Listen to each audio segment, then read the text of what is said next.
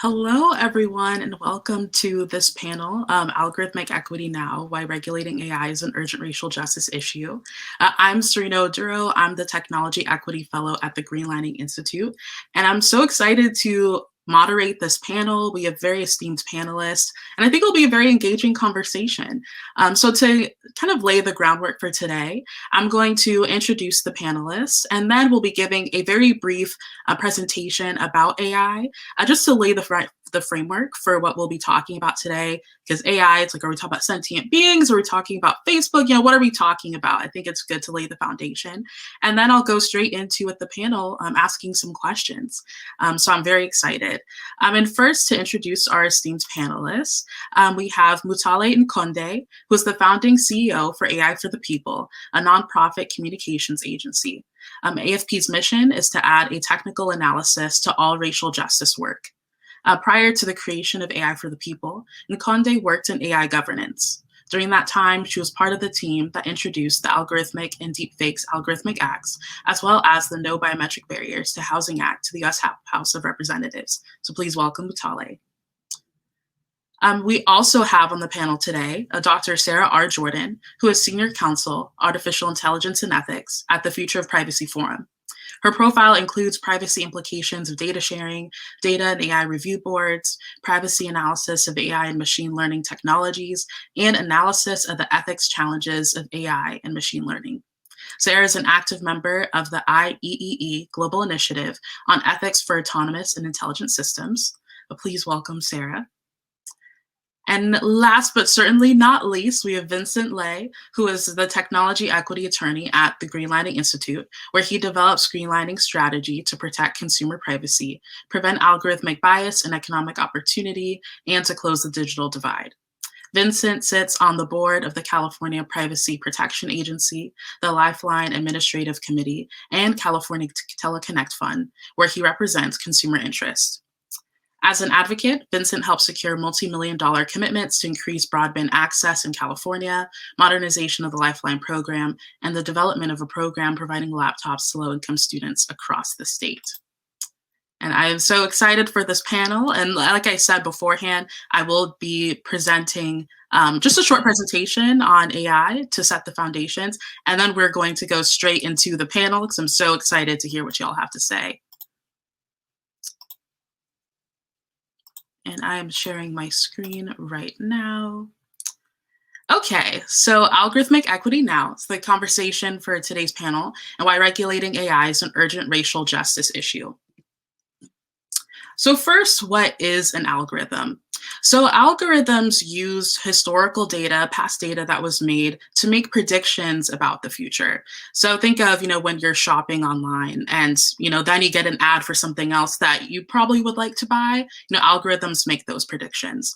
And so it's using data that was made through maybe where you live, what you click on online to make guesses about the future. And we're going to be talking about kind of the racial implications of this and why then regulating AI is necessary. So I'm bringing up redlining. So greenlining is, trying to have solutions to redlining. And redlining was an illegal practice, is the legal practice of denying services to communities of color. It was a practice particularly in the 1930s that barred Black communities from financial instruments. This is a map in Oakland from the 1930s, and you can see from the red areas are predominantly Black communities. And I bring this up because the effects of redlining continue today. The wealth gap, the racial wealth gap between white and Black communities and other communities of color are pretty egregious and show the ramifications of past policies such as redlining that denied financial access to communities of color. And this is important because we see policies like redlining also impact algorithmic bias because we have data points such as zip codes and especially zip codes that really have the racial implications within it. Of a zip code could just seem like, oh, you just live in this area, but no, people who could live like in certain areas of Oakland, particularly Black communities, were barred from economic opportunity. And so even if it's a data point that just seems like it's neutral, it doesn't hold the history of race within it, it often does. And so how do we deal with algorithms that are trained on data sets that have the history of race within them, within those variables, but the algorithm itself can't kind of surf through that historical, the history of racial discrimination. And so with that, algorithms, not only can they not kind of surf through that history, but they can also then perpetuate that by almost validating the racial discrimination that occurred through policy and other measures, by using that discriminatory variables and saying, yes, like we shouldn't give money to these areas, or these people should be policed more, etc. And so we see that, you know, the ramifications of what AI does isn't neutral. It can actually lead to further redlining, even though those practices are technically illegal. And we see this with other instances. So Amazon has a history of mainly hiring male and Asian men. And so when they had a hiring algorithm that they tried to use, they had to scrap it. They found that it discriminated against women because in the data set, women were not represented. You also see this in medical algorithms often. White people will be more represented in data sets. And again, the data sets are used to train the algorithm. And so then you'll see that all times algorithms will be more favorable to white people or other people who are more represented in the data set than, for example, Black patients. And then within AI, you also have the issue of sometimes, like with the case of Michigan, you have thousands who are accused of unemployment fraud just due to erroneous errors. And so not only can AI be biased, but sometimes it doesn't work well either. And so how do we test for those biases, particularly when we tend to have automation bias, which is the fact that we think, you know, since it's a technology that made that decision, it must be trustworthy. But that's not actually the case. It must be tested for its efficacy. And so at Greenlining, we advocate for policies to prevent algorithmic bias and promote racial equity through algorithmic greenlining. So instead of AI being discriminatory, could we actually make it that algorithms actually help communities of color? And we're going to be talking about regulation today as a method to kind of control and more analyze AI to ensure that it's not harming specific folks. And so with that ground kind of framing of the conversation that I hope was helpful for the audience, I want to delve into the first question to Vinhcent, which is, why is pursuing regulation a key solution to fight algorithmic bias? And what does that regulation look like? Yeah, thanks for the, the intro, Serena. I think, your presentation really covered it. The short answer is, unregulated AI is going to be racist AI that redlines communities of color and denies economic opportunity, right? The longer answer is, let's think about what the role of regulation is, right? It's building trust by setting standards. You have the FDA creating food standards, so we're sure that the lettuce we're eating isn't contaminated. Regulation is to help prevent abuse. We have pollution controls and other types of regulations around interest rates for loans, so people can't be, overcharged and pay back loans they can't ever afford. And regulations, codify best practices. What is right for society. And what that looks like is, reining in racism with the Civil Rights Act that prohibited discrimination, segregation, unequal accommodations. It's reining in capitalism, that putting in minimum wage laws to stop, just the exploitation of workers. Again, putting in pollution regulations. And, we're at the point right now in the AI industry and big tech that they kind of need all of that right now. They need to build trust in their systems. There's a lot of abuse going on, and there's no real codified best practices on, how to prevent bias in algorithms, how to build models that optimize for equity instead of profit. And the big tech has shown they can't regulate themselves. I've been in conversations with Google, Facebook, IBM. They all have different approaches to the same solutions. And, they say they want to do, they want to help prevent algorithmic bias, but they have different priorities and they have different resources dedicated to that. And what regulations can do is, first off, codify a standard that they all have to abide by. right? And also prevents a race to the bottom, right? Where we're at the point where, some companies may want to put in more equitable AI, but there's going to be other companies that are in the same market that aren't doing the same, right? And they don't want to disadvantage themselves by taking on these other responsibilities that they don't have to. So regulations there to make sure that there is at least a bottom line that we can trust in these systems, that they're not abusive and they're following best practices. So what does that look like? We're working on AB 13 in California. We're requiring government algorithms to be tested for bias, to let people know if they're going to get an explainable solution to their when a government AI decides you don't get Medicare, they have an explanation why. So I think that's the first step, getting a little bit more transparency and accountability on how these algorithms work, learning how they work, and seeing how they get around our anti-discrimination laws, because a lot of AI is kind of evading the laws, that the civil rights regulations that we already created to prevent these issues, right? And then I think in the longer term, we want to rethink those standards for what is fair, what is unfair, what is considered a disparate impact in algorithms. So I think regulation has its place to help create that conversation, to create standards, and prevent unregulated AI from becoming racist AI. Mm-hmm. So I definitely hear what you said of kind of creating a standard and codifying that instead of kind of waiting for the interests of companies to lead to wherever they want to go through regulation. I was wondering, Mutale, you've experience working on the Algorithmic Accountability Act and also the Deepfakes Act. And I was wondering about your opinion on the opportunities and challenges of AI regulation on the federal level.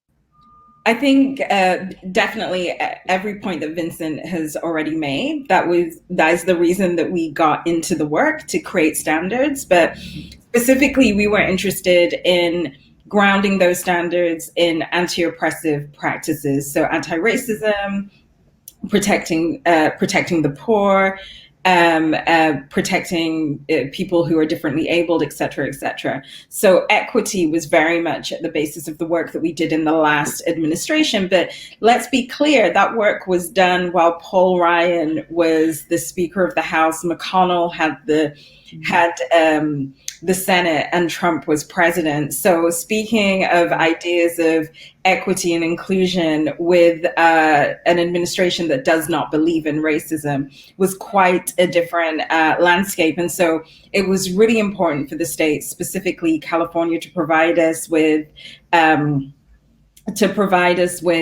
kind of a roadmap to what privacy could look like in the United States. And that's really where I'm going to lend my response now. I feel like there is a rush to DC, and certainly the work in DC is important, and AI for the People are involved in conversations in DC, as we always will be. That's really where we started. But we cannot overlook the states, because what the states do is provide the political cover for people in DC to actually move. So we're really the opportunity that we see is in New York State, where we already have AOC in our delegation, who has come out against surveillance technology, led the movement against Amazon coming to New York City. But if we can show that there is mass support within the state for regulations, much like the ones that Vinhcent was including, and I'd love to speak to you after this, Vinhcent, because if we could codify what's happening in California, in New York, then you start to create a use case for movement on the federal level. I think the challenge is the federal level, right?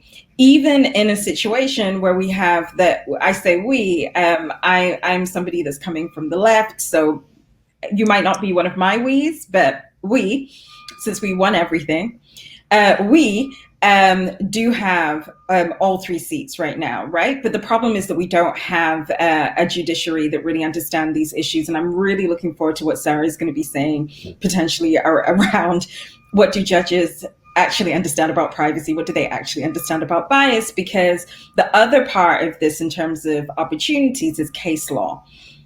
And in all the strategy I've been involved in, whenever AI for the People come in, the very first thing that we'll say to our partners are the Civil Rights Act moved after Brown v. Brown, because case law can push law. If you can educate the judiciary, you can have every law in the books. But if you do not have a bench that is going to interpret the law once you've passed it in the way that you meant it to be passed, then you're kind of in ground zero. And we saw Trump stack the bench, and that would be one of the challenges. And then DC itself is a challenge. Even when you have the House, the Senate, and the White House, it does not mean that you can potentially, that does not mean ultimate power. Power has to come from people. This has to be a mass movement. And as my good friend Rashad Robinson always reminds me, specifically in Silicon Valley, it's not enough to have to be in the rooms in DC. It's not enough to be in the rooms in Silicon Valley. You need people at the doors of every legislative body across the country saying that this is unacceptable. And that's some of what we've started to see with facial recognition. Mm-hmm. For sure. I've definitely seen that movement with facial recognition. And I'd actually like to pass that question that you kind of raised to Sara about the kind of, I don't know the exact way you phrased it, Mutale, but about the judges' kind of federal understanding of AI and how that impacts the potential for regulation. I think that's actually a really fantastic question and a really fantastic point, Mutale. Like, what is it that judges know? What sort of material do they have? What is the case law? Not coming from the perspective of a lawyer, but coming from the perspective of somebody who is carefully observing the academic literature on this. One of the things I can say is that there's certainly a lot more in the law review journals about these issues, which I think we could probably read as a positive signal, that the literature they're going to be learning as they come up through law school and as they continue their professional development and education is taking this issue seriously, is taking this issue head on, and in really creative ways. I think one of the things that's really fascinating about some of the things that are going on in the law journals is that they're bringing in folks from the social sciences and from computer science in a much more meaningful way to try to make sure that what they're saying about algorithms and what they're saying about algorithmic decision, about liability surrounding those systems is technically informed, but also, and important to this panel, socially informed, right? Making sure that we're not talking around people,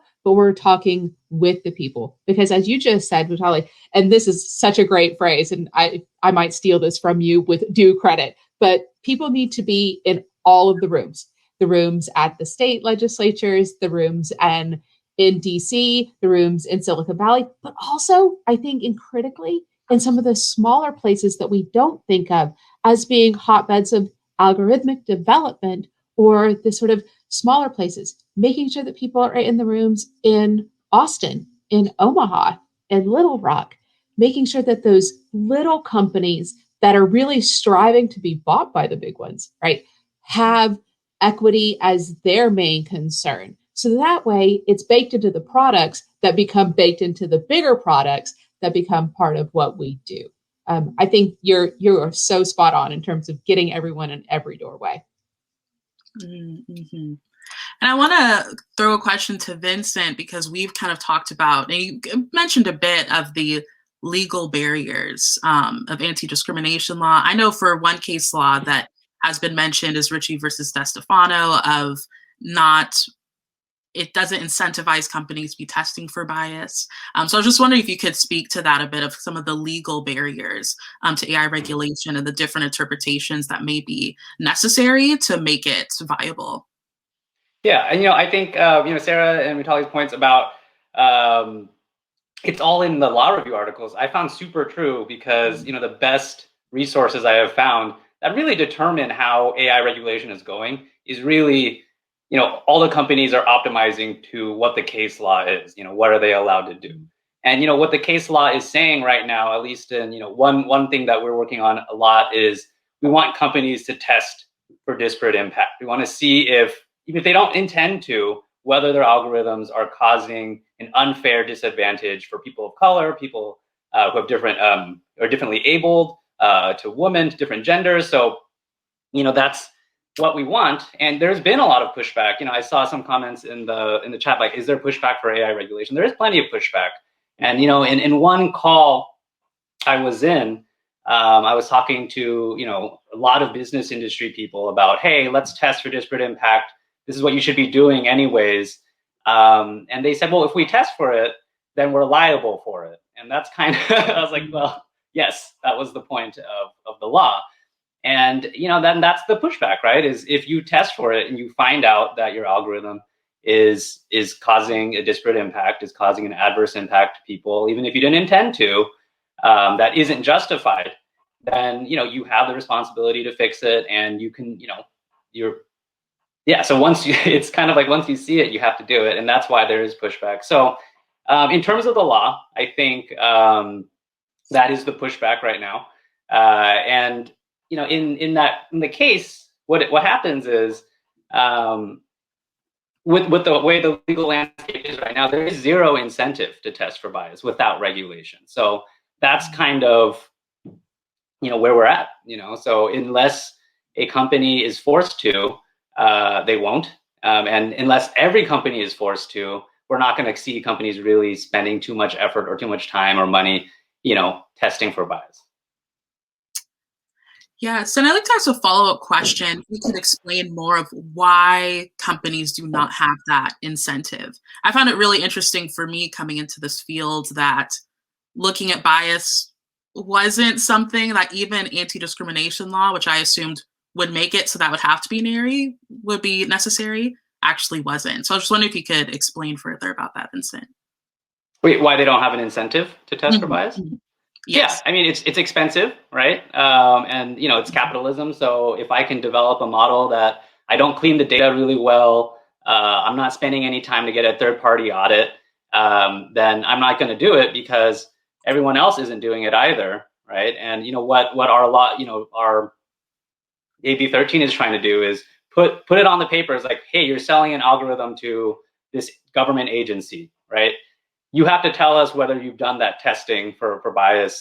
I would have loved to require it, but there was so much pushback. So we're just saying you have to tell us whether you're doing this due diligence, are you testing for bias? And hopefully the government agency who's purchasing this for millions of dollars is going to go with a solution that is less likely to get them in trouble later on when we find out that this model that determines whether you get access to unemployment benefits is like really racist.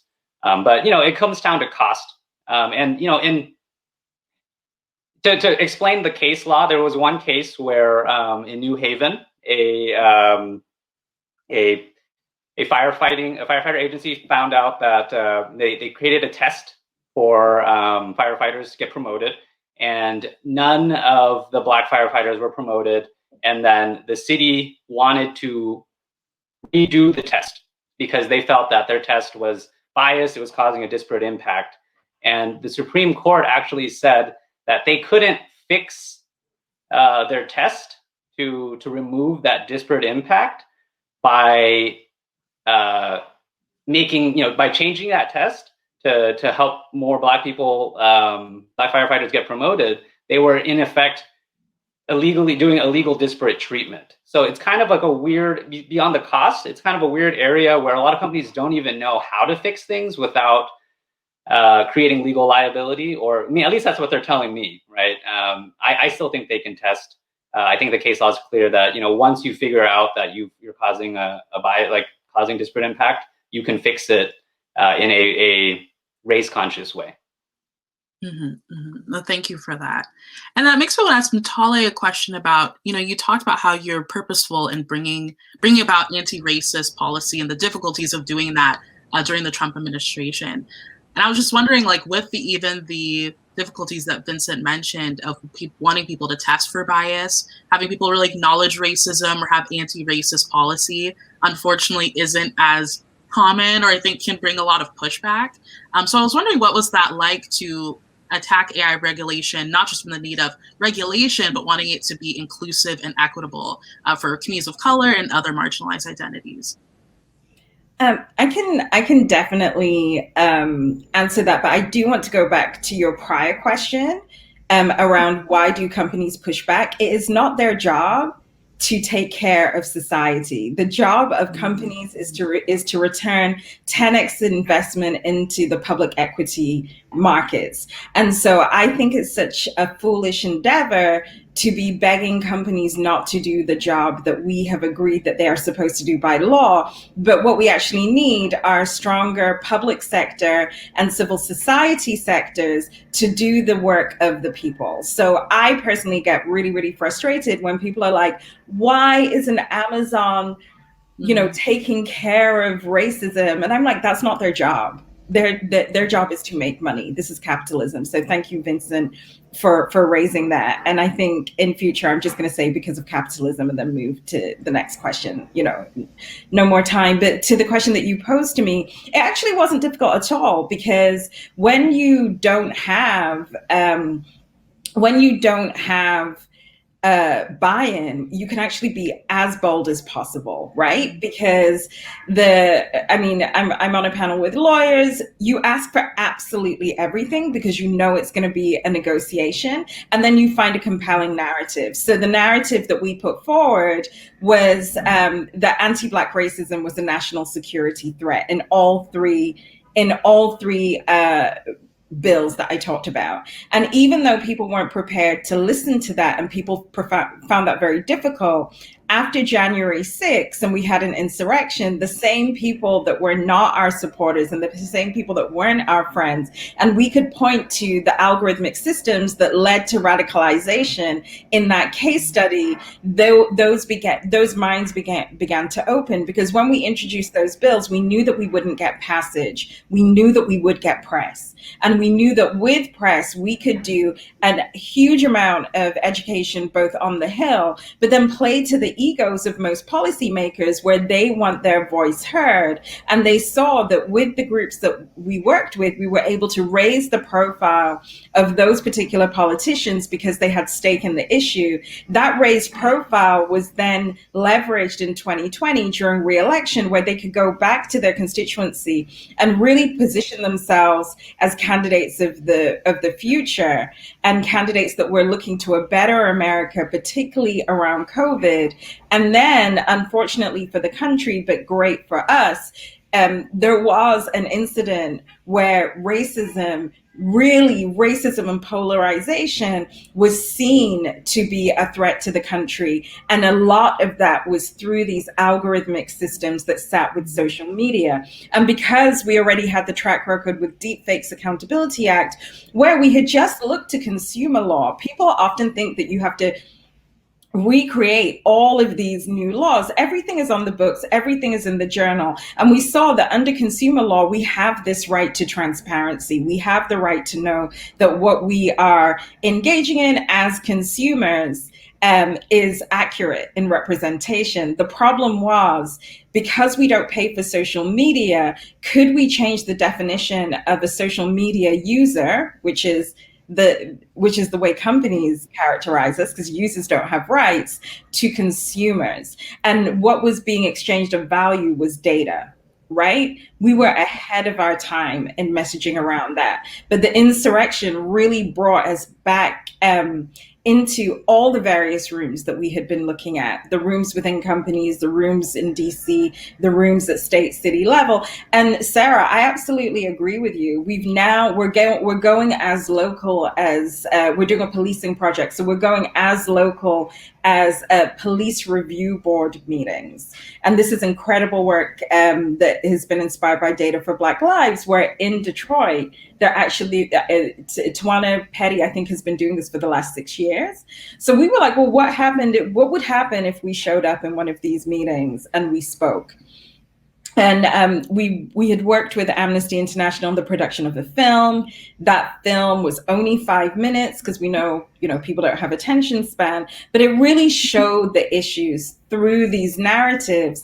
And then coming out of that presentation, people wanted to know more. So instead of advocating for more cameras or advocating for more technology, they were now coming out of those meetings asking for things like transparency, asking for things like privacy, asking for, so I don't know whether that was the complete answer to your question, but I think if you are creative creative, and most of the people on the policy side, if you're working in the legal world at all, we all know is telling the most compelling story and putting on the best performance, right? So if you are somebody who's creative, there are going to be ways that you can get anti-racism in. Now we are working with an administration where one of their pillars is, I think, racial equity or justice. That's one of the pillars. So it's much easier to put that front and center, and it's much easier to say this would resolve this issue of disparate impact. But if they lose in 2 years, we'll just find another narrative strategy. No, I love that answer, especially how almost not having, I mean, like you said, there is a groundwork in the sense of there are legal frameworks that you can rely on, but at the same time, you can build what you want to and ask for what you want to and then move from there, which I think is really inspiring. And this kind of leads to my next question for Sara, because something that you pointed to, Mutale, even with, having recommendations that at first, I mean, they were really viable, but then after the insurgents, January 6th, people are like, oh, we want to be on that because this is a connected issue, and you drew those connections yourselves. That leads to a question I wanted to ask Sara about and this connects to the theme of momentum that is kind of the whole theme for this economic summit. Like, why is right now the moment for AI regulation? I'm also kind of thinking about this in terms of there's papers that I've read, like from Daniel Keats-Citron from 2005, that talk about the issues of AI. So it's not as new of a topic as even I thought it was when I started engaging and seeing the history of literature. But there's something right now which to me makes it seem like the viability for AI regulation is stronger than ever. I don't think in 2007 people were really checking for it like they are now. So I was wondering if you could just talk about that. So, why is now the moment? I think there's a couple ways that we can point to it. As you both have rightly pointed out, all of you have pointed out, the political environment has changed here in the last, few months to where it's now even more viable, but more viable because we were hit in a very uncomfortable way with exactly how bad it had gotten. At least those of us in the general public were stunned by exactly how extreme polarization had gotten. And some of the things that I think a lot of us were feeling in the general public of, wow, my Facebook feed seems to be getting narrower, or my Netflix feed, or my recommendations seem to be constrained somehow. I think we all started to feel like our worlds were getting more polar and smaller. And what we saw in January was, oh my gosh, that has a society level effect. But what's interesting is that there is a good 40 to 50 year history of people in computer science and in AI generally, and in ethics and in professional ethics and law, who have been seeing signs of this come out in terms of, well, what is going on with algorithms, what is going on with algorithmic decision making, and even things like what is going on with data. What's happening with data literacy? What's happening with data interoperability? I think many of the things that came together to point us all to kind of point us to reality, have such a long history, and those streams just came together. To sort of borrow a couple of political science theories, there is a window, right? We have the window, and the streams can now flow through this window to say, this is the chance, this is the opportunity. But I think what's also critical here in terms of the timing is the racial justice movement, is that it now is part of our lexicon. It's now part of the way in which we describe ourselves as a country, how we describe ourselves down to the individual level, and how we describe what it is we want to do, whether or not as a company or as a legislature. There's now political currency and economic currency attached to being anti-racist. And that, I think, is really critical in terms of bringing this forward as a topic that we should address. I think Mutale's point of we need to talk about this in terms of the currencies that politicians spend and the currencies that business spends, and say, this is something that is important to you on your own terms, is really critical. And one of the points that I thought that Mutale made is this discussion that we should ask companies to save society is a little bit, it's misguided in a couple directions. One of the ways, and I think this is one of the central points, is that it's bad business to try to serve a product that is faulty for a significant portion of society. If you have designed something that doesn't work for any portion, whether or not 12% or 23% or 50%, and it doesn't work for them, it's just not a very good product. In which case, maybe we should go back to the drawing board to ask, how do we make this product better for everyone? Because everyone, if you're a business, includes them too. And I think that point is sometimes not always surfaced in the most productive way. Yes, and I think that's an excellent point. One of, like you said, the use of Facebook, Netflix, the effects of polarization has become closer in a ways I think before social media, even if some of our lives were affected by algorithms, may have not been as glaringly obvious to us. And also on the point of, I was going to ask, when it came to, there's another point I was going to ask you. About the currency that we have when it comes to the political and economic currency, also the believing in racial justice. I was wondering, like, how do we take advantage of that currency right now when it comes to AI? And I think I'll point that question to Vinhcent, but I'd love to hear all of y'all's perspectives as well. Yeah, I think, the point about AI regulation is so much about political currency, right? And a lot of the tech conversations are also dominated by, what are these technical solutions? What can we do with our data science? And like, I was in a lot of these conversations, I was like, well, a lawmaker doesn't care about any of this. They care about what the news article comes out and says, and does your bill address that news article, right? They're not going in and reading these white papers. They're not reading your transparency reports, not doing any of that. So, it's so much, we as consumers, our general public, are very much responsible for creating that political currency. And, to your point about, it's not just the racial justice currency that I've been using as a way to push AI accountability, but there's also, using try to get, for AB 13, we actually had a Republican vote for it, which is pretty surprising. That never happens. And it turns out because there was a focusing on the economic frame as well, right? And we use both frames depending on which audience we're talking to. But there's also very much an economic frame that translates into political currency. About for Michigan's unemployment algorithm, that cost them $47 million to purchase. They're in several lawsuits. The company who developed the algorithm is saying, no, it's Michigan's fault. They should be liable for it. We have no problem. We're not liable for it.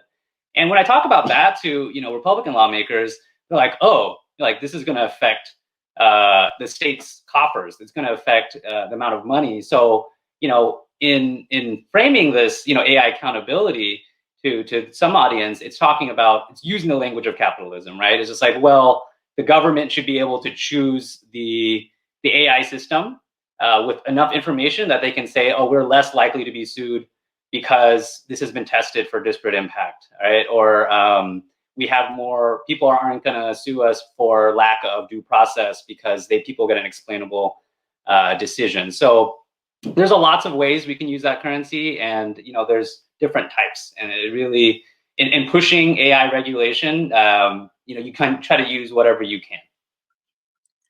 Yes, and that actually is interesting to me because, like you said, it's like from even a money-focused argument, there are good reasons to care about algorithmic equity and regulation. I wanted to ask Mutale, how do you think that tech neutrality narratives have allowed for companies to try to kind of dodge the need for AI regulation, even when to me it's like, actually this would kind of make sense for y'all, but you're still not doing it. And part of it is that ability to say, well, we don't need to do that because tech is good for everyone. I was wondering if you could speak to that. In my view, it provides plausible deniability, right? The Compass algorithm is sending all of these Black defendants to jail, but we didn't know because we didn't mean to. And one of the things that I've pushed back over the last 10 years, and I think many of the people who have been in the game a long time, as I have, always point to the fact that not knowing something cannot be your defense for ruining society. That is absolutely irresponsible. And there's always been this language of unintended consequences. And that really is because in civil rights law, as we write it in this country, you have to intend to discriminate. You have to have the whites only sign on top of the water fountain. And obviously that's not the way discrimination works. One of the things I loved about your presentation is that you really spoke to proxies. So zip code being a proxy, but I was in a discussion recently. We do a high-level multi-nation advisories. So we sit on this body for the UN. And one of the things that we were talking about COVID trackers in this particular meeting. And one of the things that they didn't understand was how underlying health data is a proxy for race in this country, but not just in this country, in the global South and where there is poverty generally. You are going to find through those tracking technologies, which were built by Apple and Google, who Google are building their health business right now, would now have the health data of the world, and we would have given it to them, right? When we could really just wear masks and stay in your house for some. Certainly for those who are privileged like me, that is an option. I would rather do that than give my data to Google. And I say all of that to say that these kind of ideas of we didn't know are not good enough. And so I really appreciate the legal advocacy on, I know this is a conversation about regulation, but I do think that this has to also be a conversation about movements, because what money doesn't have and what money cannot do is shield our political class from accountability of the people if we marry this activity with movements.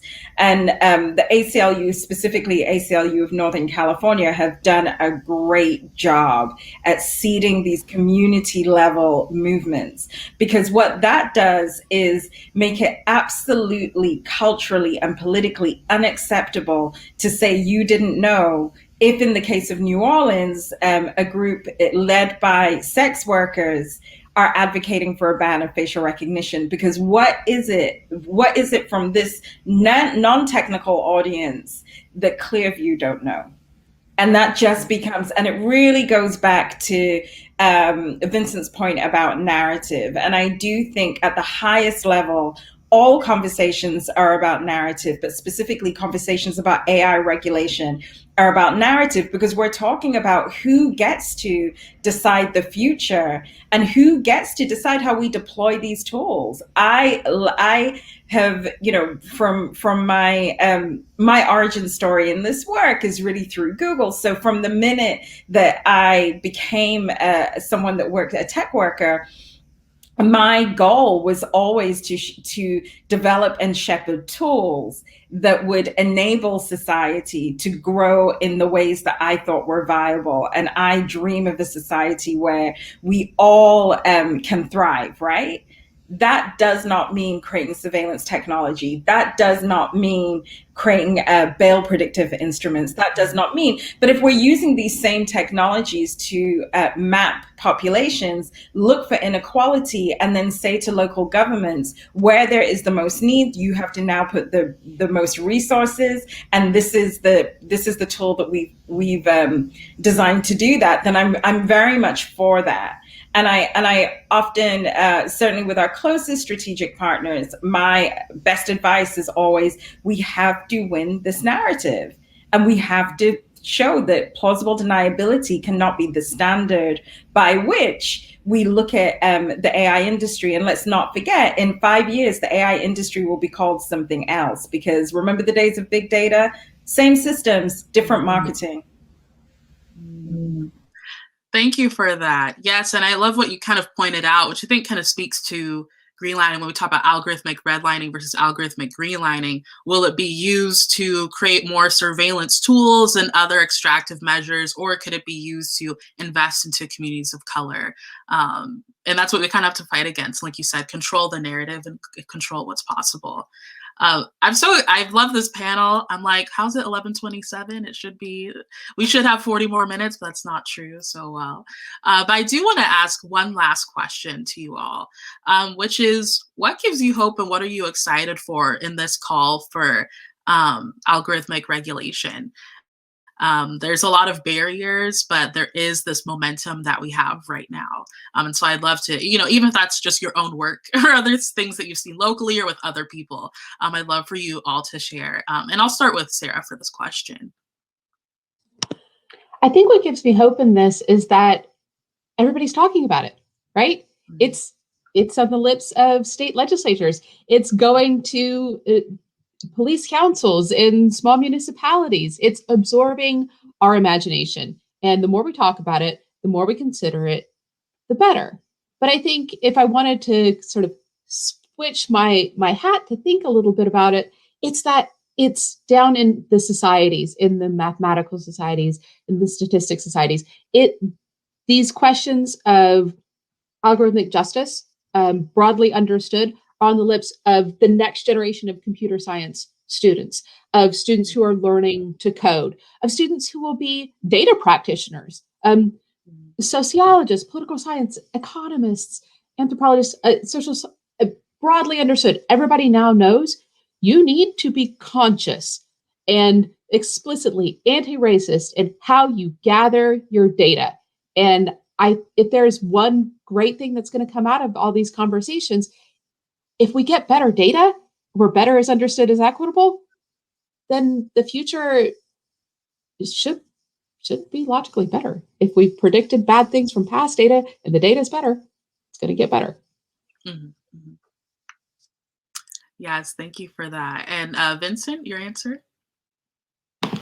Yeah, I'm like in the weeds all the time of policy, and I think I'm just going to stay there. I think the EU regulations that came out around, what's a high risk AI and how to like they're just against mass surveillance. California and the United States gave up our lead on the tech side regulating AI, and the EU has taken that torch, and they're doing pretty interesting things. So I think that was a good sign. That gives me hope. And the FTC most recently came out saying like they're going to start to look at algorithmic bias, and that the current laws, I think Mutale said, we already have plenty of laws. They just need to be a little bit more adapted, or we need to help regulators enforce those laws with transparency requirements and to empower them to do this. And I feel they are empowered now. And then finally, this conversation, I think we're at the critical mass of, when we developed AB 13 last year, it was AB 2269, no one supported it. It died right away in committee. And there was just so much business opposition and waiting in the wings. And here we are, it's still working its way through the legislative system, but it's gotten a lot further. There's a lot more engagement and, support. So I'm optimistic. For sure. Mutale, I'd love to hear your answer as well. I'm really excited about the movements that are being built around this, because with movement, you get phone banking, you get flies through the door, you get local news op-eds, different conversation. But the death of local news has really not helped those of us that are looking for progressive policies. And in our work, as we're trying to make all of these issues racial justice issues, there is a captive audience for the idea that Black Lives Matter. And to have this as part of that platform, you have not just the attention of the nation, but really the attention of the world. And I think that that's incredibly exciting. Yes, for sure. And these conversations are exciting. It's been great to meet many people throughout this field who are dedicated to racial justice and caring about what AI does. I hope this panel was educational, inspiring. It definitely was for me. I want to say thank you again to our panelists for a riveting conversation, and also thank you to Greenlining for this, and to the audience for hanging along with us.